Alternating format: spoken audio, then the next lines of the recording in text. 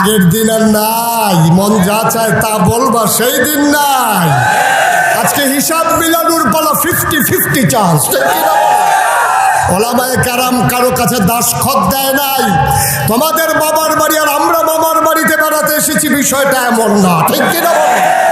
এই জমিন আমার, এই মুসলমানের শিকড় চলে গেছে 7 জমিনের নিচে, আর ডালপালা চলে গেছে আকাশের উপরে, ঠিক কিনা বলো?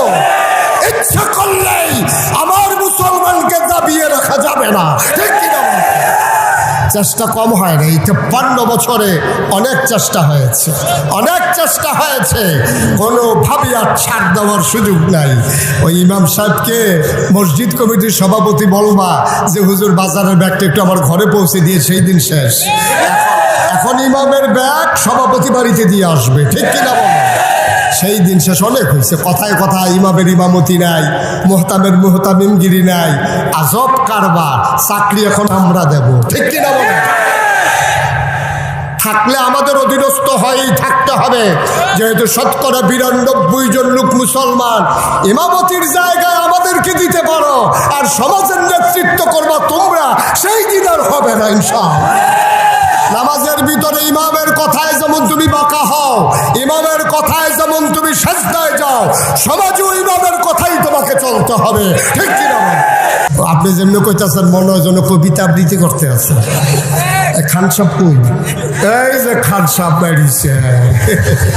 খান সাহেব সেখানে দাঁড়াই একটা সালাম দেন দেখি, দাঁড়াই সালাম। চিনছেন তো না খান সাহেবরে? চিনেন? ওকে ফাইন, ঠিক আছে, আমি ওনার ভক্ত। যেমন তেমন যেমন তেমন শক্ত, সাংঘাতিক শক্ত ভক্ত আমি।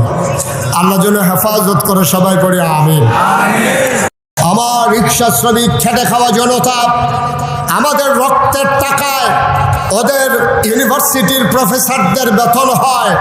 ও জানে না কোন দেশে বলে কথা বলছে, যেই দেশে 92% জন লোক মুসলমান, যেই দেশ মসজিদের দেশ, যেই দেশ আলেম ওলামার দেশ, যেই দেশ মাদ্রাসার দেশ, যেই দেশে হক্কানি পীর মাশায়েখেরা নেংটির বদলে লুঙ্গি পরা শিখিয়েছে, হরারামের জায়গায় কলমা পড়তে শিখিয়েছে, শ্রীর জায়গায় মোহাম্মদ লিখতে শিখিয়েছে, টিকির বদলে টুপি পড়তে শিখিয়েছে, যেই দেশের মুসলমানেরা আশার নামাজ পড়ে দুরুদ পড়তে পড়তে ঘুমোতে যায়, আবার ফজরের আজানে যেই দেশের মানুষের ঘুম ভাঙ্গে, ওই 92% জন লোক মুসলমানের দেশে ঢাকা রাজধানীতে শীততাপ নিয়ন্ত্রিত কক্ষে বসে পুলিশ পাহারায় ইসলাম